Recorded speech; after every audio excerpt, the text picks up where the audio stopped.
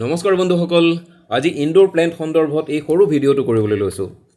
আশা কৰিছোঁ আপোনালোকে ভিডিঅ'টো সম্পূৰ্ণকৈ চাব আৰু সম্পূৰ্ণকৈ চালেহে মই যিখিনি কথা ইয়াত ক'ব খুজিছোঁ সেইখিনি জানিবলৈ সক্ষম হ'ব আৰু লগতে ভিডিঅ'টো শ্বেয়াৰ কৰিব যাতে এই কথাখিনি আন মানুহো জানিবলৈ সুবিধা পায়।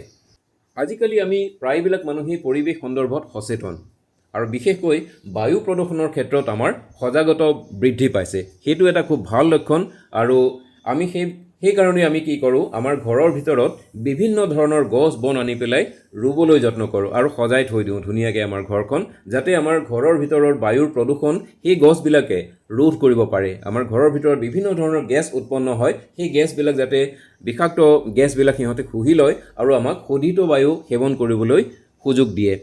সেইটো এটা আমাৰ খুব ভাল প্ৰেক্টিছ আমি আৰম্ভ কৰিছোঁ, খুব ভাল কথা।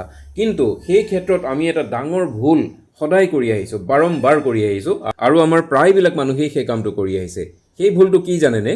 এই যে ইনডোৰ প্লেণ্টছ বুলি আমি নামাকৰণ কৰিছোঁ গছবিলাক, আচলতে কোনো গছেই ইনডোৰ প্লেণ্টছ নহয়।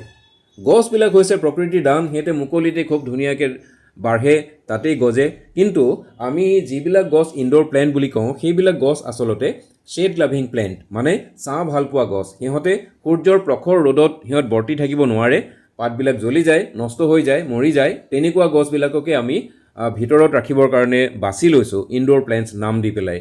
কিন্তু আমি কি অপৰাধ কৰি আছোঁ, কি ভুল কৰি আহিছোঁ যে সেই গছবিলাকক ইনডোৰ প্লেণ্টছ নাম দি পেলাই আমি মাহৰ পিছত মাহ ধৰি নিজৰ ঘৰৰ ভিতৰত সুমুৱাই থৈ দিওঁ, বন্দী কৰি ৰাখিছোঁ এক প্ৰকাৰ।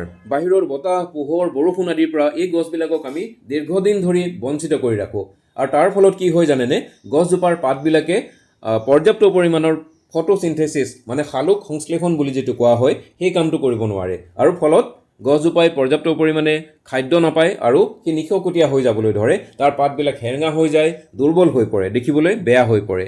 আৰু এই কামটো আমি কৰিব নালাগে। গছজোপাক তেনেকুৱাকৈ কণ্টিনিউৱাছলি বহুত দিনৰ কাৰণে যদি ভিতৰতে বন্দী কৰি ৰাখোঁ, তেতিয়াহ'লে তাৰ স্বাস্থ্যৰ অৱনতি হোৱাটো একেবাৰে খাটাং। আৰু সেই কামটো নকৰি আমি কি কৰিব পাৰোঁ, একোজোপা ইনডোৰ প্লেণ্টৰে ৩-৪টা ছেট যদি আমি বনাই ৰাখোঁ, তেতিয়াহ'লে অল্টাৰনেটিভলি আমি প্ৰত্যেক সপ্তাহত গছজোপা বাহিৰ ভিতৰ কৰি থাকিব পাৰোঁ। এসপ্তাহৰ কাৰণে এজোপা যদি গছ আপুনি ভিতৰত ৰাখে, তেতিয়াহ'লে আৰু বাকী গছখিনি আমি বাহিৰত থৈ দিব পাৰিব। তেনেকৈ যদি অল্টাৰনেটিভলি সাল সলনি কৰি থকা হয়, গছজোপা আপোনাৰ নষ্ট হৈ যোৱা চান্সটো কমি যাব, নিশকটীয়া হৈ পৰিবলৈ সুবিধা নাপাব। আৰু এই বাহিৰত এনেকৈ বৰষুণ যেতিয়াই দিয়ে তেতিয়াই এই সুবিধাটো আমি হেৰুৱাব নালাগে। বৰষুণ দিলেই আমি ভিতৰৰ গছবিলাকক অলপ হ'লেও বৰষুণৰ পানী পৰিবলৈ দিব লাগে, কাৰণ বৰষুণৰ পানীত গছজোপাৰ কাৰণে প্ৰয়োজনীয় বহুত ভাল ভাল উপাদান থাকে। পোহৰ লাগে, গছজোপাক প্ৰখৰ ৰ'দ নালাগে, কিন্তু পোহৰটো লাগে। সেই পোহৰৰ পৰাও গছজোপাই তাৰ পাতবিলাকে প্ৰয়োজনীয় বিভিন্ন ধৰণৰ উপাদান সংগ্ৰহ কৰে আৰু তেতিয়াহে গছজোপাৰ স্বাস্থ্য অটুট থাকিব, ভাল হৈ থাকিব। আমি সেই কামটো সদায় কৰিব লাগে আৰু এই কথাটো সদায় মনত ৰখা উচিত। বিভিন্ন প্ৰজাতিৰ ফিলোডেণ্ড্ৰনেই হওক বা মানি প্লেণ্টছেই হওক, এনেকুৱা ধৰণৰ যিবিলাক গছ আছে, সচৰাচৰ এইবিলাককে আমি ভিতৰত ৰাখোঁ ইনডোৰ প্লেণ্ট হিচাপে।